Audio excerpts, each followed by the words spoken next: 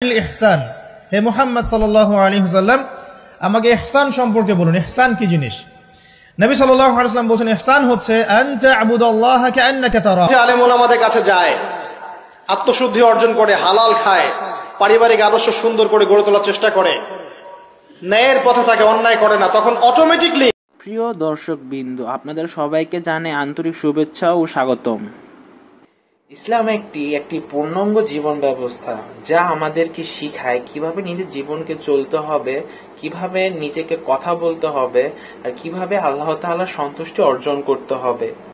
আজ আমরা কোরআন ও হাদিসের আলো থেকে শিক্ষা অর্জন করব, জ্ঞান অর্জন করব এবং নিজেকে একটি ভালো মুসলমান বানানোর চেষ্টা করব।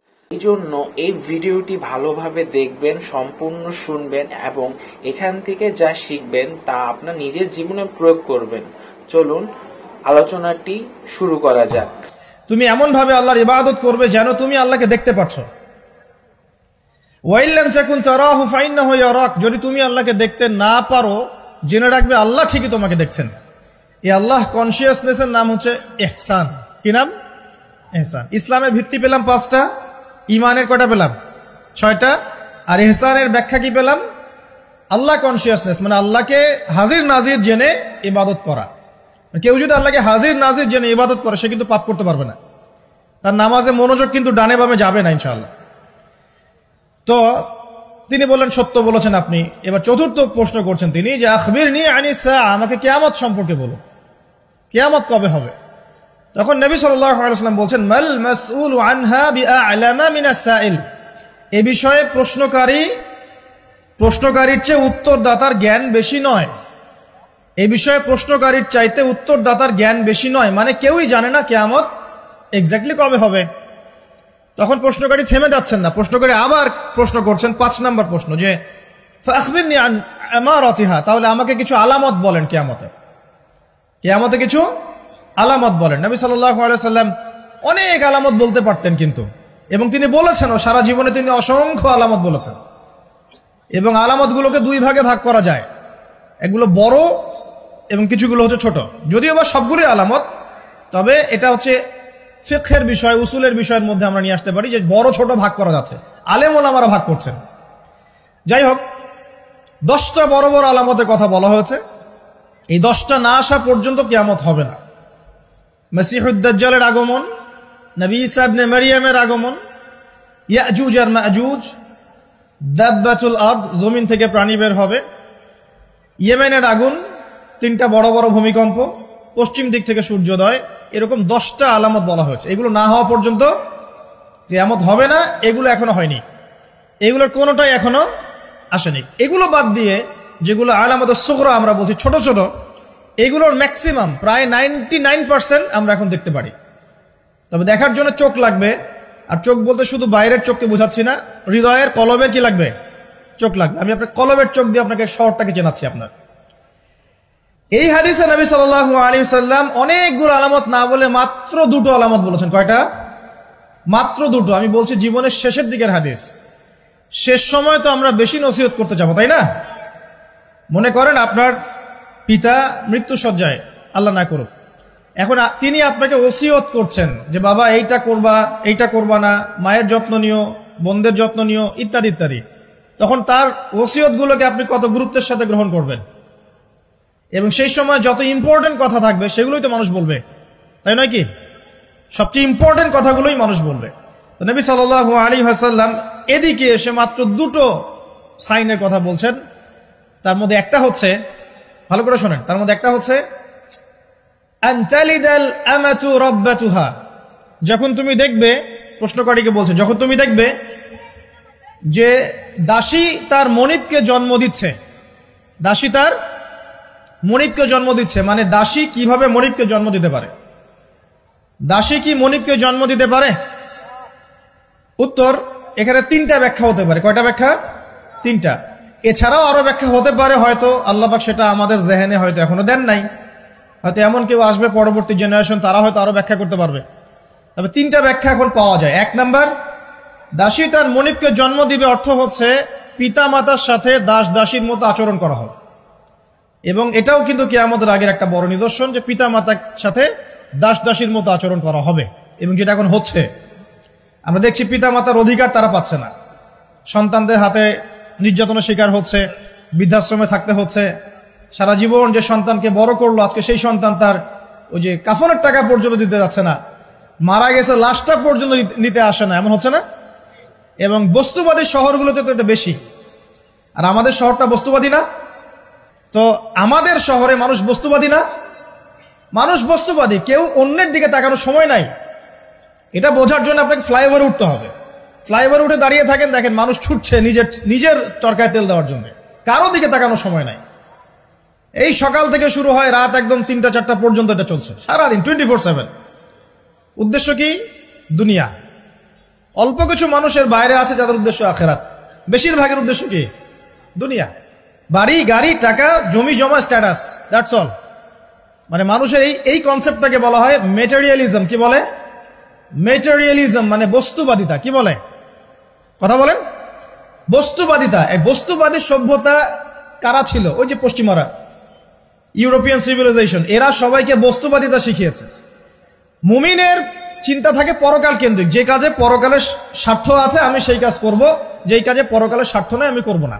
এটা মুমিনের চিন্তা।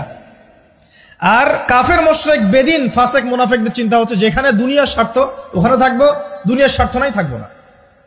এই যে দুনিয়ার স্বার্থে মানুষের সারাটা জীবন ক্ষয় করে দেয়া, এর নাম বস্তুবাদিতা, মেটেরিয়ালিজম বলে এটাকে।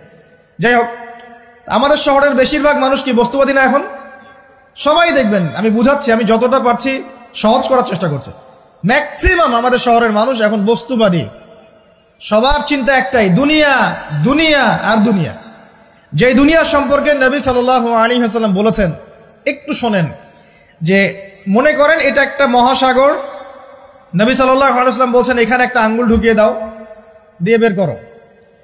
এই আঙ্গুলে যতটুকু পানি আছে এটা দুনিয়া, আর এই পুরো মহাসাগরে যত পানি আছে এটা পরকাল। একদিন সাহাবীদেরকে নিয়ে নবী যাচ্ছেন সাল্লাল্লাহু আলাইহি ওয়াসাল্লাম, একটা মৃত গাধা বা বকরির বাচ্চা পড়ে আছে, মৃত গাধা বকরির বাচ্চা।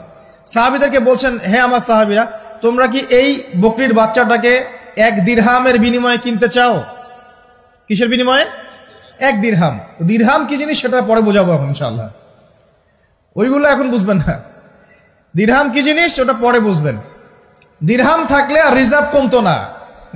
দিরহাম থাকতো যদি কোনো কান্ট্রি, রিজার্ভ আর কমতো না। রিজার্ভ কমে ডলারের ভিত্তিতে, আর ডলার হচ্ছে এখন সারা ওয়ার্ল্ডের ডমিনেটিং কারেন্সি, ওটাকে হার্ড কারেন্সি বলে। মানে আপনি তেল কিনতে চান, 1 কোটি টাকা ব্রিফকেসে নিয়ে আমাদের আবু ধাবিতে চলে যান, গিয়ে শেখদেরকে বলেন যে আমাকে 1 কোটি টাকার তেল দেন, 1 ফোঁটাও তেল দিবেন আপনাকে, দিবে না। যতক্ষণ আপনি ওই টাকাটাকে ডলারে কনভার্ট করবেন তারপর দিবেন, আপনাকে তখন সুন্দর মতো তেল দিবে। এই dollar petrol, dollar petrol, petrol ছাড়া ডলারের এক্সচেঞ্জ নাই। এটা হচ্ছে পেট্রো ডলার মনিটরিং সিস্টেম। এবং এটা নিয়ে কথা বললে আবার এক শ্রেণীর ঘুমটাওয়ালা শায়েখ আছে, বলবে খারেজি হয়ে গেছে। যাই হোক, এটা একটা জুলুম। কিরকম জুলুম? যে আপনি আপনার ইকোনমিক পুরো ব্যালেন্সটাকে ডলারের মানদণ্ডে যাচাই করতে হবে। আপনি যতই সমৃদ্ধশালী হন না কেন, আপনি ওই হার্ড কারেন্সিকে টেক্কা দিতে পারবেন না। আপনার কাছে গোল্ড আছে, মনে করেন সোনা, এখন সোনাটাকে আপনি যে ভাঙাবেন, ভাঙিয়ে যে মানে কান্ট্রির অন্যান্য ডেভেলপমেন্টের কাজে লাগাবেন, তার জন্য ডলারের সিঁড়ি পার হয়ে যেতে হবে আপনাকে। অথচ এই দিনার এবং দিরহাম রাসূল সাল্লাল্লাহু আলাইহি ওয়াসাল্লামের যুগের কারেন্সি ছিল, দিনার দিরহাম, যার ইন্ট্রিনসিক ভ্যালু বা অন্তর্নিহিত মান কখনো কমে যাবে না। দেখাচ্ছি, দাঁড়ান, আমি এমনি এমনি কোনো কথা বলি না। আসহাবুল কাহফ কত বছর ঘুমিয়েছিলেন বলেন? 309 বছর। 309 বছর। পকেটের মধ্যে কিছু কয়েন ছিল, সোনার আর রূপার কয়েন। এই এলাকা ছেড়ে চলে গেছে, গুহার মধ্যে ঘুমিয়েছে, রাত কাটাবে, আল্লাহ পাক ঘুম পাড়িয়ে রেখেছেন 309 বছর।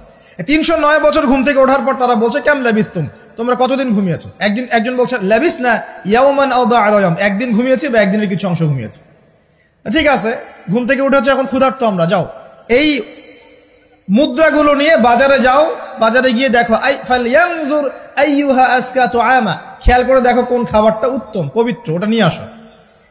তো 309 বছর একটা মুদ্রা নিয়ে ঘুমানোর পরেও মুদ্রার মান কমে যায়নি। ওই টাকা দিয়ে ঠিকই রুটি কেনা গেছে। কারণ আপনি আপনার কারেন্সিগুলো নিয়ে 309 বছর ঘুমানো লাগবে না, আপনি 10 বছর ঘুমান। 10 লাখ টাকা নিয়ে 10 বছর ঘুমান।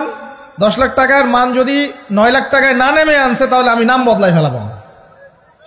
এখন 1 লাখ, দাঁড়ান ঠিক বলেন না, দাঁড়ান, বোঝেন আগে। এখন এই যে 1 লাখ টাকার মানটা হারালেন আপনি, 1 লাখ টাকার মানটা আপনি হারিয়ে ফেললেন, তো ওই 1 লাখ টাকা আর্ন করার জন্য আপনাকে শ্রম দিতে হয়নি?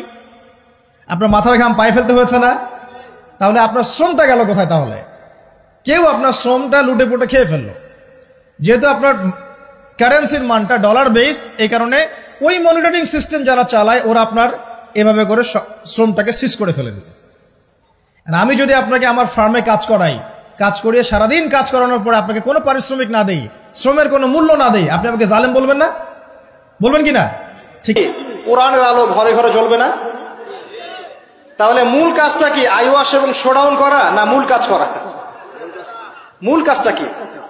আমরা কিন্তু মূল কাজটা করতে চাচ্ছি না, বা মূল কাজটাকে আমরা ততটা গুরুত্ব দিচ্ছি না যতটা যৌগিক বিষয়গুলোকে গুরুত্ব দিচ্ছি। আর এই কারণে দীর্ঘদিন থেকে দেখছি যে উম্মার অবস্থা মোটামুটি অপরিবর্তনীয় আছে, বরং দিন দিন ডে বাই ডে আস্তে আস্তে অধঃপতন হচ্ছে।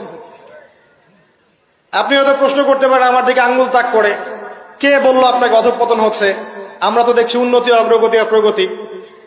আমি বিনয়ের সাথে বলবো আর 10টা থেকে 20টা বছর অপেক্ষা করেন। 5 বছর আগে বিনয়ের সাথে বলেছিলাম যে 10 বছর অপেক্ষা করেন, কাগজের টাকা বলে কিছু থাকবে না। আস্তে আস্তে সোসাইটি ওইদিকে যাবে, এবং এগুলো কোনোটাই অ্যাক্সিডেন্টলি অটোমেটিকলি হচ্ছে না, এর পিছনে একটা মাস্টার মাইন্ড কাজ করছে। পুরো বিশ্বের পিছনে একটা মাস্টার মাইন্ড কাজ করছে। একটা সভ্যতা চাচ্ছে সারা বিশ্বের মানুষ ওর দাস হয়ে থাক, এবং তাদের এক একটা এজেন্ডা আস্তে আস্তে বাস্তবায়িত হচ্ছে। এবং মাশাআল্লাহ আমরাও হালুয়া রুটি এবং সেমাই খাচ্ছি। মাশাআল্লাহ আমরাও খাচ্ছি খোরমা, জিলাপি, হালুয়া রুটি, সেমাই, এগুলো আমরাও খেয়ে যাচ্ছি মাশাআল্লাহ। আল্লাহ পাক আমাদের হৃদয়ের চোখগুলো যেন খুলে দেন, আল্লাহুম্মা। ক্যাশলেস সোসাইটি চায় তারা, ক্যাশলেস সোসাইটি, মানে সোসাইটির মধ্যে কোনো ক্যাশ থাকবে না, ডিজিট থাকবে, খালি ডিজিট। খালি কলা কিনবেন, আপনি 40 ডিজিট পাস করে দিবেন। কলাওয়ালা 40 ডিজিট পেল, ওর দরকার এখন ধরেন মাছ, ও 40 ডিজিটের মাছ কিনবে। মাছওয়ালার দরকার মনে করেন চাল, ও 40 ডিজিটের চাল কিনবে। ডিজিট ঘুরবে, খালি সংখ্যা খালি ঘুরতে থাকবে হাত থেকে হাত। এমন একটা মানি আপনাদেরকে দিবে, এমন একটা মুদ্রা দিবে আপনাদেরকে, যে মুদ্রা ধরতেও পারবেন না, পকেটেও রাখতে পারবেন না। এখন তো ধরতে পারেন, পকেটে রাখতে পারেন, একটা সময় আসবে মুদ্রা ধরতেও পারবেন না, পকেটেও রাখতে পারবেন না। এবং এগুলোর মান তারা নিয়ন্ত্রণ করবে। যখন দেখবে যে আপনার মধ্যে তাওহীদ বেশি আছে, ইসলামের চেতনা বেশি আছে, দ্বীনের ফিকির বেশি, ইসলাম ইসলাম করছেন, আপনার মান কমে যাবে টাকা। যদি দেখে আপনার মধ্যে দাসত্ব আছে, ওরা যা বলছে আপনি সামিআনা ওয়া আতা'না বলছেন, ইয়েস স্যার ইয়েস স্যার করছেন, আপনি উন্নতি, অগ্রগতি, প্রগতি পাবেন। হ্যাঁ, যারা এগুলো লঞ্চ করছে তারা আবার তাদের সম্পত্তিগুলোকে গোল্ড এবং সিলভারে কনভার্ট করছে অলরেডি। দেখেন বড় বড় ওদের ব্যাংকগুলোকে দেখেন, সব গোল্ড এবং সিলভারে কনভার্ট করছে।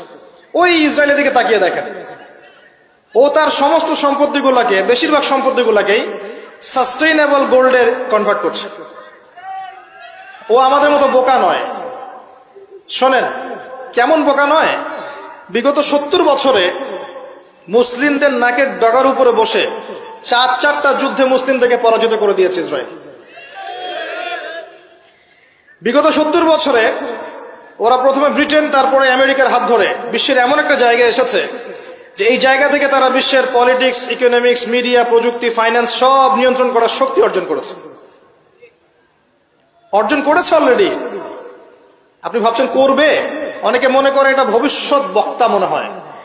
আমি বলছি যে বর্তমান সম্পর্কে আপনি খবর রাখেন না বলেই বর্তমানকে আপনার ভবিষ্যৎ মনে হচ্ছে। এটা বর্তমান, এটা ভবিষ্যৎ না। ভবিষ্যতে তো সে সারা বিশ্বকে রুল করবে ইনশাআল্লাহ তাআলা। না হলে তো সে মাসিহুদ দাজ্জালের ফলোয়ারই হতে পারবে না। আর দাজ্জাল তো সারা বিশ্বকে শাসন করবে এবং তাকে ফলো করবে জিউসরাই। তবে হ্যাঁ, এটা আমরা জানি কোরআন এবং হাদিস থেকে আলহামদুলিল্লাহ যে ওদের এই দমন পীড়ন জুলুম এবং শাসনটা চিরস্থায়ী হবে না ইনশাআল্লাহ। এটা একটা সাময়িক সময় জুড়ে থাকবে, এরপর আল্লাহ পাক পৃথিবী থেকে এটাকে সরিয়ে দিবেন ইনশাআল্লাহ। কিভাবে সরাবেন? ওই যে লোহিত সাগরে আল্লাহ পাক যেমন করে বনু ইসরায়েলকে ধাওয়া করছিল ফেরাউনের বাহিনী, মনে আছে? লোহিত সাগরে আল্লাহ পাক ফেরাউনের বাহিনীকে একত্রিত করেছেন, ডুবিয়ে দিয়েছেন, দেন নাই? আল্লাহ পাক সেম সুন্নাহ অ্যাপ্লাই করেছেন প্যালেস্টাইনের ক্ষেত্রে। আল্লাহ পাক সমস্ত জালেমদেরকে ওখানে একত্রিত করেছেন ধ্বংস করার জন্য। সেম সুন্নাহ, এটা হবে ইনশাআল্লাহ আযজা ওয়া জাল। আমরা জানি এটা সরে যাবে পৃথিবী থেকে। তারপরে এমন একটা যুগ আসবে যে যুগে ইনশাআল্লাহ আযজা ওয়া জাল একজন নবী সারা বিশ্ব পরিচালনা করবেন। একজন নবী, তার নাম ঈসা ইবনে মারইয়াম, এবং তার অনেক আগেই আমাদের ইমাম আল মাহদি তিনি ইন্তেকাল করবেন। মনে রাখবেন, শেষ জামানার সবচেয়ে ভাইটাল চরিত্র ইমাম মাহদি নয়, শেষ জামানার সবচেয়ে ভাইটাল চরিত্র হচ্ছে ঈসা ইবনে মারইয়াম। ঈসা ইবনে মারইয়াম সবচেয়ে ভাইটাল চরিত্র, কারণ তিনি জেরুজালেম থেকে সারা ওয়ার্ল্ডে ইসলামী খেলাফা কায়েম করবেন। এবং 40 বছর, এই 40 সংখ্যা এক্স্যাক্টলি 40 না আরো বেশি আল্লাহ ভালো জানেন, পৃথিবী জুড়ে ইসলামের অনুশাসন বজায় থাকবে ইনশাআল্লাহ। একটা কাঁচা বাড়ি, একটা পাকা বাড়ি আপনি পাবেন না যেখানে আল্লাহর কালিমা প্রবেশ করবে না, জুলুম বলে কিছু থাকবে না ইনশাআল্লাহ। যা দেখছেন আপনি এখন ওয়ার্ল্ড ওয়াইড যে দাপট, দেখে মনে হচ্ছে বিশ্ব এদের কোনো অস্তিত্বই বিশ্ব থাকবে না। এখন সারা বিশ্ব দিকে তাকিয়ে আপনার কাছে মনে হচ্ছে মাশাআল্লাহ, NATO, United Nations, world bank, এটা সেটা, বিশ্ব যে কি হচ্ছে সারাদিন। শুক্র গ্রহ আমার, একজন বলছে না শুক্র গ্রহ আমার, একজন মিসাইল তৈরি করছে, আর একজন প্রতিরক্ষা ব্যবস্থা করছে। ওয়ার্ল্ড অ্যাফেয়ার্স পড়লে মনে হয় যে ওয়ার্ল্ডটা এদেরই, কিন্তু আল্লাহ রাসূল সাল্লাল্লাহু আলাইহি ওয়াসাল্লাম বলছেন যে বিশ্বটা আস্তে আস্তে আস্তে আস্তে তার ধ্বংসের দিকে যাচ্ছে। এইটা চিরস্থায়ী হবে না, এবং একে অপরের সাথে কলিউশন করে এরা শেষ হয়ে যাবে। মুসলিমদের উপর দমন পীড়ন যেমন বাড়বে, ঠিক একইভাবে আল্লাহ রাব্বুল আলামিন মুহাম্মদ সাল্লাল্লাহু আলাইহি ওয়াসাল্লামের বংশধরদের মধ্য থেকে একজন ইমামকে বের করে নিয়ে আসবেন। তিনি ইনশাআল্লাহ আযজা ওয়া জাল মুসলিমদেরকে নিয়ে এই জুলুমের বিরুদ্ধে দাঁড়িয়ে যাবেন। পরে যখন মাসিহুদ দাজ্জাল বের হবে, তাকে তিনি হত্যা করতে পারবেন না, কারণ তাকে এত বেশি ক্ষমতা দেওয়া হবে যে মুসলিমরা তার সাথে পেরে উঠবে না। তখন আল্লাহ পাক ঈসা ইবনে মারইয়ামকে পাঠাবেন, সবচেয়ে ভাইটাল ক্যারেক্টার, এবং তিনি এই প্যালেস্টাইনের বাবে লুদ নামক জায়গায় মাসিহুদ দাজ্জালকে হত্যা করবেন ইনশাআল্লাহ আযজা ওয়া জাল। আমাদেরকে বিশ্ব নেতারা এখন বোঝায় যে বিশ্বের শেষ নাই, এই পৃথিবী জয় করার পর আমরা মঙ্গলে গিয়ে থাকবো, তারপর শুক্রে, তারপর শনিতে, তারপর বৃহস্পতিতে, তাই না? মাইন্ডসেটটা এমন তৈরি করেছে না? কিন্তু বাস্তবতা হচ্ছে এই মহাবিশ্বই ধ্বংস হয়ে যাবে। এই পৃথিবী তো ধ্বংস হবেই, মহাবিশ্ব ধ্বংস হয়ে যাবে। তবে পৃথিবী ধ্বংসের আগে আল্লাহ পাক ঈসা ইবনে মারইয়ামের হাতে সারা বিশ্বে ইসলামী খেলাফা কায়েম করবেন ইনশাআল্লাহ। মাঝখানে একটা সময় আপনাকে পার করতে হবে। কত বছর? ননসেন্স প্রশ্ন, যে ভাই কত বছর, 100, 200, 500, আল্লাহ ভালো জানেন, আমরা জানি না এবং জানার কথাও না। কেউ যদি বলে এত সাল, সে নিশ্চিত কাযযাব, একজন মিথ্যাবাদী। এবং এটা একটা অহেতুক কথা, এত সাল, এত বছর পর, এটা আমরা বলতে পারবো না। কিন্তু এতটুকু বলতে পারবো যে পৃথিবী চিরদিন এভাবে থাকবে না। ওয়ার্ল্ডে এখন যা দেখছেন এগুলো চিরস্থায়ী হবে না। আস্তে আস্তে আস্তে আস্তে রাত যত গভীর হবে, ভোর তত কাছাকাছি আসবে। এবং এই পুরো বৈশ্বিক জুলুম, ফাসাদ, আপনার জেনা, আপনার পর্নোগ্রাফি, আপনার মাদক, সুদ, জুলুম, অত্যাচারের মধ্যেও দেখবেন প্রত্যেকটা জায়গায় জায়গায় আল্লাহ পাক কিছু না কিছু আল্লাহর বান্দাকে রেখে দিবেন। এবং আমার বিশ্বাস তাদের বেশিরভাগই হবে যুবক শ্রেণী। এটা আমার মত, আল্লাহ ভালো জানেন, আমার মনে হয় যে বেশিরভাগই হবেন যুব সমাজ। এবং আমার কাছে একটা দলিল আছে কেন মনে হয়, কারণ আসহাবুল কাহফ যারা ছিলেন তারা যুবক ছিলেন। প্রত্যেক যুগে যুগে আসহাবুল কাহফ থাকবেন ইনশাআল্লাহ তাআলা। তাদের হাতেই আল্লাহ পাক ইনশাআল্লাহ তাআলা এই দিনটাকে আমানত হিসেবে রাখবেন। উলামায়ে কেরাম তাদেরকে এগিয়ে নিয়ে যাবে। আস্তে আস্তে দেখবেন পরবর্তী জেনারেশনের পতাকা তারা বহন করবে ইনশাআল্লাহ। এখন যে কথাগুলো বলতে এতগুলো কথা বললাম, যে যখন আল্লাহ পাক মহাবিশ্ব সৃষ্টি করেছেন 6 দিনে, তখন মানুষের কোনো অস্তিত্ব ছিল না, ছিল? কোনো অস্তিত্ব ছিল না, মানুষের অস্তিত্বই ছিল না। সূরা দাহর পড়েন 1 নম্বর আয়াত, আল্লাহ পাক বলছেন হাল আতা আলাল ইনসান হিনুম মিনাদ দাহরি লাম ইয়াকুন শাইআন মাযকুরা। মানুষের উপর একটা সময় চলে গেছে যখন মানুষ কোনো আলোচ্য বিষয় ছিল না। এখন সারা ওয়ার্ল্ডের দিকে তাকালে মনে হয় যে মানুষই সবকিছু, তাই না? অথচ মানুষের বাইরে যে একটা জাতি আছে, জিন জাতি, এটাকে বিশ্বাসই করে না মানুষ। মানুষের আশপাশে ঘুরছে ফেরেশতারা, মানুষ বিশ্বাসই করে না।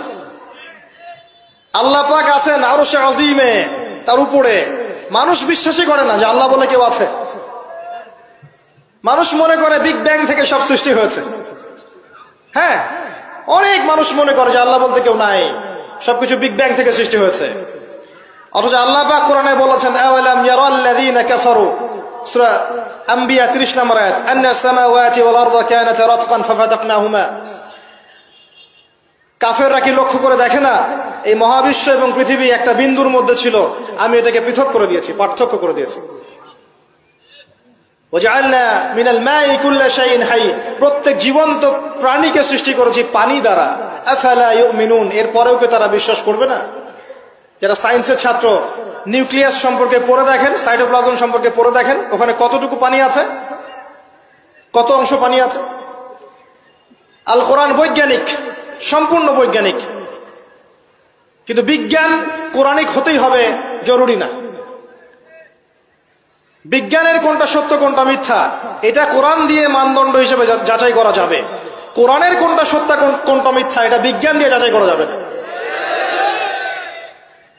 আল্লাহ পাক সৃষ্টি করেছেন, এরপরে মানুষকে সৃষ্টি করে একা ছেড়ে দেননি। আল্লাহ পাক প্রথমে নাম শিখিয়েছেন, সমস্ত জ্ঞান শিখিয়েছেন কাকে? আদম আলাইহিস সালামকে। ওয়াল্লামা আদম আল আসমা কুল্লাহা, মহাবিশ্বের সমস্ত নাম আমি আদমকে শিখিয়েছি। সুবহানাল্লাহ। আমাদের পিতা আদম আলাইহিস সালামের ডিএনএ এর মধ্যে জ্ঞান ছিল, সমস্ত জ্ঞান ছিল যা আল্লাহ পাক শিখিয়েছেন। বাই ডিএনএ আমাদের মধ্যে জ্ঞানগুলো এসেছে, এমনি এমনি আসেনি। মানুষ একটা বুদ্ধিবৃত্তিক প্রাণী না? অটোমেটিকলি কি মানুষ জ্ঞান শিখে ফেলেছে? আল্লাহ এই জ্ঞান আদম আলাইহিস সালামকে শিখিয়েছেন, তার বংশধরদের মধ্যে জ্ঞান ছড়িয়ে পড়েছে। এরপর আল্লাহ পাক জান্নাতে রেখেছেন, শর্ত দিয়েছেন কি? ওয়ালা তাকরাবু ওয়ালা তাকরাবা হাযিহিশ শাজারা, তোমরা দুজন এই গাছের কাছে যাবে না। পরীক্ষা, গাছটার নাম কি? এটা হচ্ছে ওই প্রশ্নের মতো ঈসা আলাইহিস সালাম কবে আসবেন। গাছটার নাম কি? এটা ওই প্রশ্নের মতো যে দাজ্জালের আসল নাম কি হবে, ইমাম মাহদী কত সালে আসবেন। এগুলো ওই প্রশ্নের মতো যে ওই গাছটার নাম কি ছিল। প্রয়োজন নাই গাছের নামের আমার। গাছটা ছিল একটা টেস্ট, পরীক্ষা। গাছের কাছেও যেও না। চলে গেলেন, কার প্ররোচনা চলে গেলেন? ইবলিস। তার নাম কি? ইবলিস। আচ্ছা, ইবলিস আমল করতো না? ইবলিস ফেরেশতাদের সর্দার ছিল না? কি কারণে আল্লাহ পাক তাকে বহিষ্কার করলেন? অহংকার, রাইট। আবা ওয়াস্তাকবার, সিজদা করি নাই। খলাকতানি মিন নার ওয়া খলাকতাহু মিন তিন, আমাকে সৃষ্টি করেছেন কি দিয়ে? আগুন। তাকে সৃষ্টি করেছেন মাটি। এটাকে বলে আত্ম অহংকার, ইগো। মনে রাখবেন, আপনার যত বড় সার্টিফিকেট থাকুক, কেমব্রিজ থেকে, অক্সফোর্ড থেকে, হার্ভার্ড থেকে বা দারুল উলুম থেকেই, যদি আপনার কাছে অনেক বড় বড় সার্টিফিকেট থাকে কিন্তু মনের মধ্যে অহংকার থাকে, আপনার মনের মধ্যে নূর আসবে না। যদি আসতো তাহলে ইবলিসের মনে আসতো। তার জ্ঞানের কোনো কমতি ছিল না। ওয়াস্তাকবার, সে অহংকার করেছে। আর অহংকার কাকে বলে? মাতারুন নাস মাতারুল হক ওয়া গামতুন নাস, সত্যকে প্রত্যাখ্যান করা এবং অন্যদেরকে ছোট করা, আন্ডার এস্টিমেট করা। আর আমাদের সংস্কৃতি এখন হচ্ছে অন্যকে আন্ডার এস্টিমেট করা। আমাদের চরিত্রই হয়ে গেছে এমন, গীবত, তোহমত, অপবাদ, সমালোচনা, কাদা ছড়াছড়ি, চুল ছেঁড়াছেড়ি, এগুলোই সংস্কৃতি। যতক্ষণ আমরা এই কাজগুলো করতে থাকি ততক্ষণ ওই যে ইসরায়েল, সে আরো 10টা মিসাইল বানিয়ে ফেলে। এই জন্যই বলি যে আমরা মাঝে মাঝে জিলাপি খাই, খোরমা খাই, আর তারা তাদের কাজের দিকে এগিয়ে যায়। প্রথম দিকে হালুয়া রুটি বলেছিলাম, অনেকে রাগ হয়েছিল, ওই জন্য হালুয়া রুটি শব্দটা বলি না, আর বলি জিলাপি আর খোরমা খাই। এখন অনেকে রাগ হয় না। তো বাস্তবতা এমন ভাই, শোনেন, এই জায়গায় 1 মিনিট সময় দেন।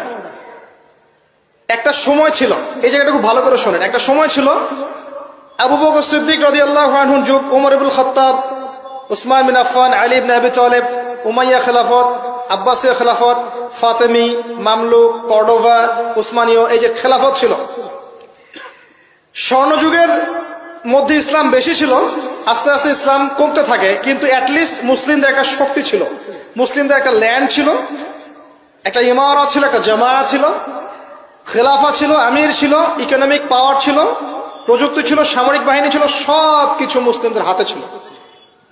এরপর একটা যুগ আসলো, এই যুগের বয়স বেশি দিন না, 100, 200, 300 বছর।